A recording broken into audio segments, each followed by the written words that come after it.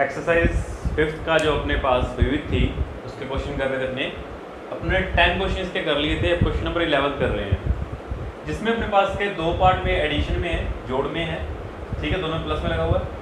यहाँ पर फलन के ऊपर फलन है और यहाँ पर भी आपके पास फलन के ऊपर फलन है। जब आपके पास फलन के ऊपर फलन दो टाइप में होता है, वो भी जोड़ में होता है, तब आप इनको अलग अलग मानते हैं। इसको जैसे आपने u मान लिया, इसको v मान लिया, फिर आप इसका x के सापेक्ष अवकलन करेंगे, जो कि क्या आ जाएगा, dy dx is equal to du over dx plus dv over dx। अब यहाँ पर बच्चों आपको क्या करना होगा, du अपॉन dx और dv अपॉन dx दोनों का रिजल्ट निकालना होगा और यहाँ पर रख देंगे। तो आपने हमें माना कि u बराबर तो है x, उसकी पावर x स्क्वायर माइनस 3 है।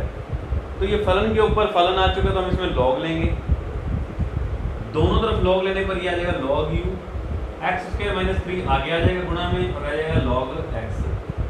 अब आइए गुणा में है और यहाँ पर log u है। अब इसका हम x के सापेक्ष अवकलन करेंगे, तो x के सापेक्ष अवकलन क्या आ जाएगा, पहले log का 1/u log का हो गया, फिर u का d और dx। अब ये गुणा में है तो गुणा वाला नियम लगेगा, एक सेम रहता है, दूसरे का अवकलन, फिर दूसरा सेम, फिर पहले का अवकलन, इस तरह से करते हैं। तो हमने x स्क्वायर माइनस 3 को सेम रख लिया, log x का कर दिया 1/x, फिर log x को सेम रख दिया, गुणा में x स्क्वायर माइनस 3 कर दिया तो 2x माइनस 0। ठीक है, अब आप u इधर भाग में है, इसको गुणा में ले जाएंगे, तो u इधर गुणा में जाएगा तो ये वाला जो रिजल्ट है इसका आ जाएगा x square minus 3 x square minus 3 upon x plus 2x log x। तो ये आ गया। यहाँ पर आप इसका लघुत्तम लेना चाहें तो ले सकते हैं, नहीं तो एक बार इसको ऐसे छोड़ सकते हैं। ठीक है, फिर आप क्या करेंगे, v का यानी dv अब और dx निकालेंगे, तो v इज इक्वल टू है x माइनस 3 का की पावर क्या है, x स्क्वायर है। अब इसका फिर से हम log लेंगे, तो log v equal to x square x minus, log लेंगे तो पावर आगे आ गई और log x माइनस 3 रह जाएगा। अब इसमें ये इधर गुणा में आ गया और ये log भी रह गया। अब इसका x के सापेक्ष अवकलन करेंगे तो क्या आएगा, log का 1/v, v का x के सापेक्ष dv ओवर dx। ये गुणा में है, अभी हमने गुणा वाला नियम किया, एक को सेम रखेंगे, एक का अवकलन कर देंगे, x स्क्वायर सेम, log का किया 1/x माइनस 3। इसके बाद हम x माइनस 3 का करेंगे, जो कि क्या आ रहा है 1 माइनस 0 आ रहा है, गुणा में चलता जाता है, प्लस अब log x माइनस 3 सेम रखेंगे और गुणा में किसका करेंगे, x स्क्वायर का, तो ये आ गया 2x 1/v dv upon dx equal x square upon x minus 3 plus 2x log x minus 3। ये v यहाँ से भाग में है, इधर से गुणा में चला जाएगा, ये यहाँ पर आ गया हमारे पास v। अब जो v का मान है वो हम यहाँ पर रख देंगे, dv ओवर dx।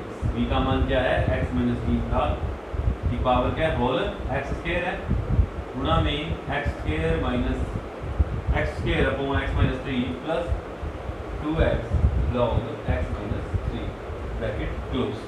अब आपके पास du और dv दोनों के रिजल्ट आ चुके हैं, इसको हम यहाँ पर रख देंगे, तो हमारे पास क्या आ जाएगा, dy dx आ जाएगा, यानी इस फलन का अवकलन आ जाएगा। इस टाइप का हमने क्वेश्चन पहले भी बहुत बार कर लिए हैं।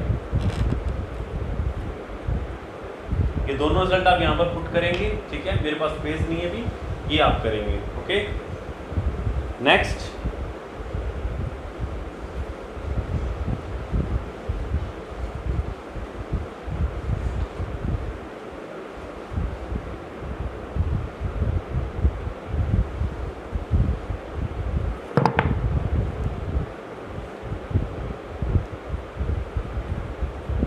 क्वेश्चन है, यदि y is equal to 12 1 minus cos t है और x is equal to 10t minus sin t है, तो dy dx ज्ञात कीजिए। तो ये क्वेश्चन आपका कौन सा बेटा, प्राचल फलनों में आ गया, जिसमें हमारे पास तीसरा चर राशि क्या है, t आ रही है, तो हम t के सापेक्ष करेंगे, यानी dy dx कैसे निकालेंगे हम, D Y upon D T करेंगे और D X upon D T निकालेंगे, इन दोनों का भाग देंगे तो डी वाई डी एक्स हमारे पास आएगा। तो पहले हम D Y over D T निकालते हैं, तो हमें टी के सापेक्ष इसका अवकलन करना होगा, वाई का टी के सापेक्ष वाई का अवकलन। तो ये क्या आ गया, D Y over D T. अब यहाँ पर 12 तो कांस्टेंट है, 1 का टी के सापेक्ष कर रहे हैं चाहे 0 क्योंकि अचर है, माइनस कोस का करेंगे तो माइनस के साइन टी, तो ये हो गया प्लस के साइन टी। देखो वो कोस टी है और हम टी के सापेक्ष ही कर रहे हैं, तो इसमें सीधा कोस का हो गया क्या, साइन टी। तो आपके पास क्या आ गया, ये 12 साइन टी, ये तो आ गया डी बाई डी टी। अब टी के सापेक्ष एक्स का अवकलन, टी के सापेक्ष एक्स का अवकलन, तो क्या आएगा D X upon D T equal, तो यहाँ पर देखिए 10 कांस्टेंट है, अचर राशि बाहर। देखो पहले टी का करेंगे 1 माइनस साइन का करेंगे कोस टी, टी का टी के सापेक्ष करेंगे तो 1 आएगा, साइन का कोस आ जाएगा टी के सापेक्ष करें तो, क्योंकि साइन टी इसमें भी, तो ये आ गया 1 माइनस कोस टी। अब यहाँ पर हम रख लेते हैं, ये आपके पास क्या है 12 साइन टी और ये आपके पास है 10 1 माइनस कोस टी। अब इसको हम सिंप्लीफाई करेंगे थोड़ा, ये तो कट जाएगा 2 से 2 6 12 और 2 5 10।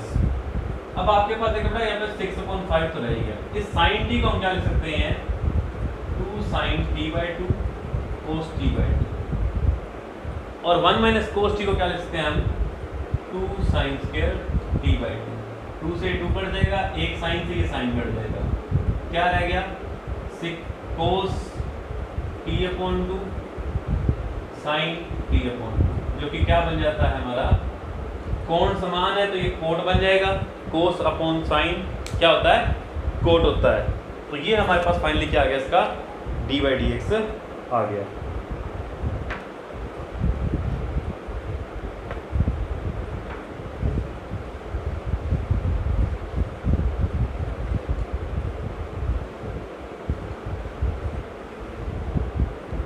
अब क्वेश्चन नंबर 13, जिसमें हमें फिर से क्या निकालना है, डी वाई डी एक्स निकालना है। वाई बराबर है sine inverse plus sin inverse √1 minus x square. यहाँ पर आपको क्या ज्ञात करना है, डी वाई डी एक्स ज्ञात करना। तो इसमें आप इसको मानकर भी कर सकते हैं, क्योंकि हमने सेकंड चैप्टर में जैसे किया था उसकी तरह इसको सिंप्लीफाई थोड़ा कर सकते हैं। जैसे कि हम यहाँ पर अगर माने, क्या मानेंगे 1 माइनस साइन स्क्वायर टी, तो कोस बन जाएगा, यानी यहाँ पर हम साइन तो नहीं मानेंगे। अगर 1 माइनस कोस मान लें तो ये बन जाएगा साइन स्क्वायर टी, जो भी मान लें, चाहे टी माने चाहे थीटा माने, तो वहाँ से साइन से साइन एक कट जाएगा, ठीक है। तो हम उस लॉजिक से इस क्वेश्चन को करेंगे। डायरेक्ट करते हैं एक्स के सापेक्ष तो कोई प्रॉब्लम नहीं है, लेकिन हम उससे भी कर सकते हैं जिससे हमारा क्वेश्चन क्या हो जाएगा, ईजी हो जाएगा। जैसे कि हमने माना x बराबर कोस थीटा, तो हम इसको सिंप्लीफाई कर रहे हैं। अभी सिर्फ हम इसको सिंप्लीफाई कर रहे हैं, यहाँ पर लिखा रहा है कोस थीटा, क्योंकि हमने x को माना है तो हम यहाँ भी तो रखेंगे ना। फिर साइन इनवर्स रूट, अच्छा अगर अपने नहीं लिखते यहाँ पर, चलो मैं यहाँ नहीं लिखता, यहाँ पर सिर्फ साइन इनवर्स एक्स है, यहाँ देखिए यहाँ पर अच्छे से, ये हो गया 1 minus cos square theta, y बराबर sin inverse x plus sin inverse, ये हो गया साइन थीटा, ये इससे कट गया, वाई बराबर क्या आ गया sign inverse x plus theta. लेकिन थीटा का मान हमें एंड में तो रखना ही पड़ेगा, क्योंकि हमने तो ये माना हुआ है। थीटा का मान क्या है कोस इनवर्स एक्स, तो थीटा का मान हम यहाँ पर कोस इनवर्स एक्स रखेंगे। सेकंड चैप्टर के अकॉर्डिंग यदि sign inverse x plus cos inverse x लिखा हुआ है तो इसको हम क्या कहते हैं π/2 कहते हैं। क्वेश्चन ये था, सिंप्लीफाई करके हमने π/2 बना लिया। अब हम इसका डायरेक्ट अवकलन कर देंगे। अब हम इसका x के सापेक्ष अवकलन करेंगे तो देखिए क्या आएगा, यानी dy dx। यहाँ तो x है ही नहीं, मतलब ये कांस्टेंट है, और कांस्टेंट का अपलिंग क्या होता है, अचर राशि का अपलिंग 0 होता है। तो हमारे पास d/x क्या आ गया, 0 आ गया। यहाँ पर कुछ बच्चे रखना चाहेंगे कहेंगे सर आपने यहाँ पर cos थीटा क्यों नहीं रखा। यहाँ पर आप cos थीटा रख सकते हैं, लेकिन उसको बाद में तो हमें चेंज करना ही होगा, तो हम क्यों रखें, क्योंकि हमारा जब हमने क्वेश्चन को लास्ट में हमें तो x में ही लाना है, और हमने इसको x में रख लिया, क्योंकि तो सिंप्लीफाई है ना पहले ही, साइन और सेक तो सॉल्व ही है, इसको हम और क्या सॉल्व करेंगे, इसको सॉल्व करना जरूरी था हमने, तो उसको हमने ये सॉल्व कर लिया। ठीक है,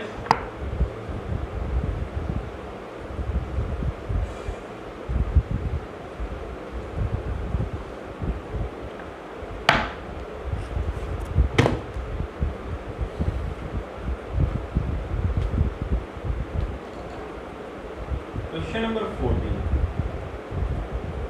x square root 1 plus Y plus Y square root 1 plus X is equal to 0। तो सिद्ध कीजिए कि d/dx बराबर क्या है, -1/1 प्लस एक्स का होल स्क्वायर है। इस क्वेश्चन में थोड़ा सा एक चीज़ भी आपको गिवन क्या है, आपको क्या है कि जो x है उसका मान -1 से 1 के बीच में ही है, ना तो -1 और ना 1 है। हम देखो इसमें क्या करते हैं, पहले इसको सिंप्लीफाई करते हैं थोड़ा, अपलिंग बाद में करेंगे, हमें d/x निकालना है तो इसको सिंप्लीफाई कर लेते हैं, उसको इधर लेके जाएंगे, यह हमें सिद्ध करना है। ये हो गया -y1 प्लस √1 प्लस एक्स। अब दोनों तरफ हम स्क्वायर कर देंगे ताकि और सिंप्लीफाई हो जाए। तो ये क्या आ गया, X square 1 plus Y, root हट गया, ये हो गया वाई स्क्वायर 1 प्लस एक्स। अब अंदर गुणा करते हैं, तो ये बन गया X square plus X square Y, ये बन गया Y square plus Y square X.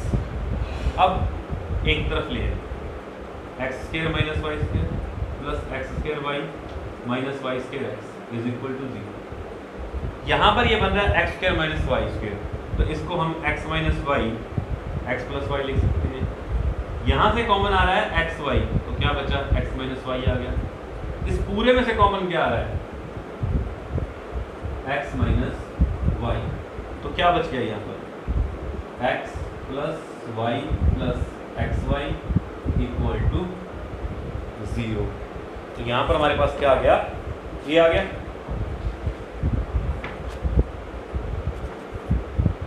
अब देखिए यहाँ से आपके पास क्या आ रहा है, जब दो फैक्टर दो गुणनखंड दिए जाते हैं तो हम क्या कहते हैं, वहां पर इन दोनों में से कोई एक तो 0 होगा, तो हमने दोनों को 0 के इक्वल रखा, तो x minus Y is equal to 0। यहाँ से x y is equal to 0 आ गया, ये पॉसिबल नहीं है, क्योंकि उसने कहा कि -1 से 1 के बीच में है, और इसका मतलब यहाँ पर इसके दो मान तो नहीं हो सकते। x का मान आपका x का, y के बारे में कुछ नहीं पता, x का मान -1 से 1 के बीच में है। यदि आप इसमें रखते हैं तो आपका रिजल्ट गड़बड़ा जाएगा। ठीक है, तो हम सिर्फ इसको यूज़ करेंगे, इसको छोड़ देंगे, इसको यूज़ करेंगे, x plus Y plus X Y is equal to 0। यहाँ से y कॉमन आ जाएगा 1 प्लस एक्स, ये x उधर जाएगा माइनस एक्स, तो y इज इक्वल टू क्या आ गया, -1/1 प्लस एक्स। अब आपके पास y एक बहुत ही सिंपल सा रिजल्ट में आ गया, -x/1 प्लस एक्स। इस रिजल्ट को हमने लिया नहीं है, सिर्फ इस रिजल्ट को 0 के बराबर रखा और वहां से ही आ गया। अब हम इसका x के सापेक्ष अपलिंग करेंगे। तो जब आप इसका x के सापेक्ष अपलिंग करते हैं तो ये u/v का फॉर्म है, यानी dy/dx क्या आएगा, v का स्क्वायर यानी 1 प्लस एक्स का होल स्क्वायर, 1 प्लस एक्स का होल स्क्वायर, 1 प्लस एक्स से। अब आप देखिए ये माइनस था, इस माइनस को हम बाहर ही रख लेते हैं, x का करेंगे तो क्या आएगा 1 माइनस एक्स से 1 प्लस एक्स का करेंगे तो 1 का 0 और x का 1, तो यहाँ से हमारे पास क्या आ गया, ये x आ गया 1 प्लस एक्स माइनस एक्स। यहाँ देखें आप तो x से x कट जाएगा, बचेगा क्या सिर्फ 1, तो आपके पास d/x क्या आ जाएगा, ये आ जाएगा। इसको आप सॉल्व करेंगे ना, देखो 1 का अंदर गुणा करेंगे इसके साथ कोई फर्क नहीं पड़ेगा, यहाँ पर x का 1 है, 1 को x से गुणा करेंगे तो x आएगा, इस x से x कट जाएगा क्योंकि ये प्लस का ये माइनस का है, बचा क्या 1, बाहर माइनस तो सारे के है, और अपॉन में क्या गया 1 प्लस एक्स स्क्वायर, माइनस बाहर था अंदर 1 बच गया और अपॉन में ये है, तो ये आपका यहाँ पर रिजल्ट इस टाइप से आ जाएगा। ठीक है, इसमें बस एक थोड़ा सा आपको जब प्रूफ करना होता है उसमें आपको फोकस करना होता है कि जो चीज़ हमें चाहिए वो कैसे आएगी, तो उसके आपको स्टेप हैं वो थोड़े से ध्यान होने चाहिए जिसमें आपको प्रूफ करना होता है। जिनमें आपको सिद्ध नहीं करना उनमें आप उसका अवकलन कैसे भी कर दें, रिजल्ट कुछ भी आ जाए, आपका वो क्वेश्चन सही माना जाएगा। बस आपका क्वेश्चन में जो अवकलन की प्रोसेस है वो सही होनी चाहिए। कहीं आपने बीच में अवकलन में लगाना गुणा वाला नियम था, लगा भाग वाला रहे हो तो वो गलत हो जाएगा, ठीक है ना। अवकलन सही होना चाहिए, उसमें आपको आंसर से मैटर नहीं करता, जितना आप चाहो उतना सॉल्व कर दो, नहीं तो छोड़ दो जहाँ तक हो रहा है। वो आप क्वेश्चन के डिपेंड कर सकता है आपका। अगर क्वेश्चन आपका 2 मार्क्स का है तो उसको 4 से 6 लाइन के बीच में लिख के आओ। अगर 3 नंबर का है तो 8 से 10 लाइन के बीच में लिख के आओ। तो इसके आधार पर हम ये क्वेश्चन को डिवाइडेशन करते हैं, ठीक है ना।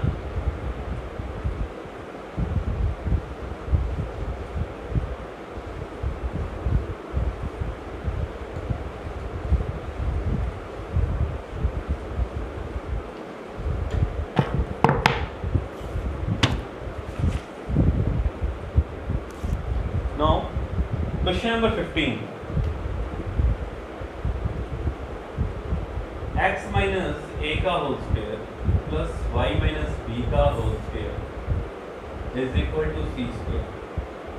तो सिद्ध कीजिए 1 plus d Y over d x का होल स्क्वायर और इस पूरे की पावर 3/2 अपॉन में D square Y upon D x square a और बी से स्वतंत्र एक स्थिर राशि है।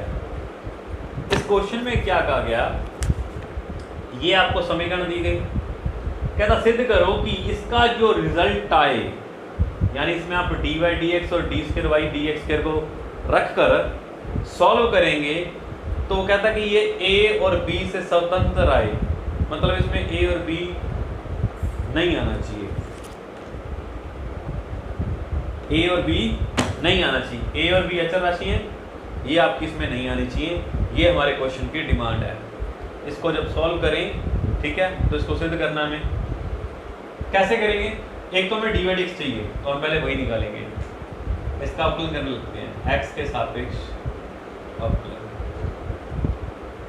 वही स्टार्टिंग पॉइंट से लेकर एंड पॉइंट तक। स्टार्टिंग में क्या है, ब्रैकेट के ऊपर स्क्वायर है तो पहले पावर का 2x प्लस x माइनस ए, फिर किसका होगा, पहले पावर का हो गया। x माइनस ए का करेंगे तो 1 आ जाएगा, क्योंकि 1 का 1 और a का 0। अब इसको मैं लिखूंगा नहीं क्योंकि मेरे पास स्पेस कम पड़ जाएगा। प्लस पावर का y माइनस बी का क्या आएगा, y माइनस बी का रिजल्ट आएगा, y का आएगा डी वाई डी एक्स और b का 0। तो मतलब ये सॉल्व होकर क्या आने वाला है, डी वाई डी एक्स ही आने वाला है ना। तो गुणा में डी वाई डी एक्स लिख देते हैं सीधा, इक्वल सी स्क्वायर अचर राशि है, x के सापेक्ष करें 0 आ गया।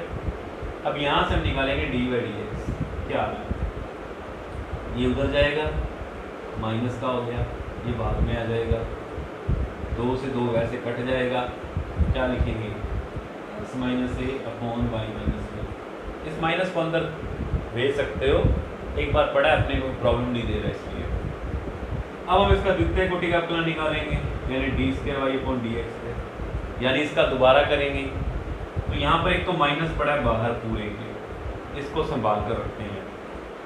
तो भाग में तो u बटा में v का, यानी v का square, y minus B same. इसका अवकलन करेंगे तो इसका आएगा 1 minus 0 minus x minus same. इसका अवकलन करेंगे तो आएगा डी वाई डी एक्स, क्योंकि b का तो 0 आने वाला है। ये आ गया आपके पास d square Y upon D x. इसको थोड़ा और देख लेते हैं क्या होता है। इसका अलग अलग भाग करते हैं तो ये आ गया 1 अपॉन 1 माइनस बी, अलग अलग भाग कर दिया।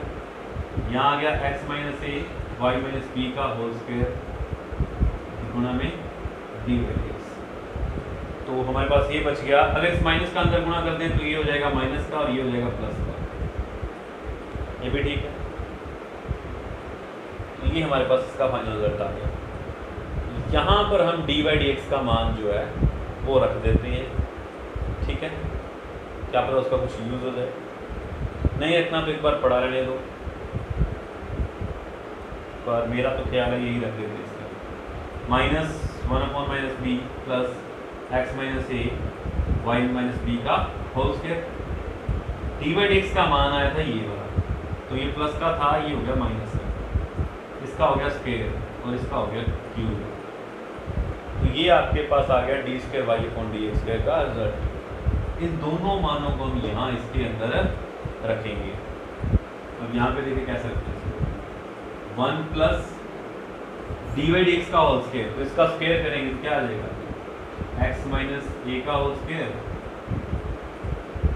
और वाई माइनस बी का होल स्क्वायर। इस पूरे की पावर है 3/2। सोचना पड़ेगा 3/2 के बारे में भी। चलो यहाँ पर हम रखेंगे ये वाला रिजल्ट, यानी minus one upon minus B minus X minus whole square Y minus B का क्यूब। ध्यान समझना इस चीज को।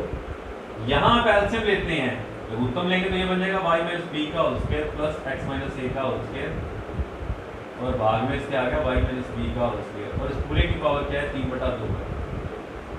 यहाँ आप एलसीएम लेते हैं तो ये आएगा वाई माइनस बी का होल क्यूब। जब होल क्यूब आएगा, माइनस दोनों में, तो माइनस को कॉमन ले रहा हूँ तो ये होगा प्लस का माइनस, इसका इसमें भाग देंगे तो y माइनस बी का होल स्क्वायर बचेगा, जिसका ऊपर गुणा कर देंगे तो ये आ गया y माइनस बी का होल स्क्वायर माइनस, इसका इसमें भाग दिया, एक का ऊपर गुणा किया तो प्लस, ये आ गया। अब देखें यहाँ पर ये सी स्क्वायर है, ये सी स्क्वायर है, सी स्क्वायर है। अच्छा और देखते हैं इसको, थोड़ा ध्यान से समझना भी। यहाँ इसको इरेज कर देते हैं।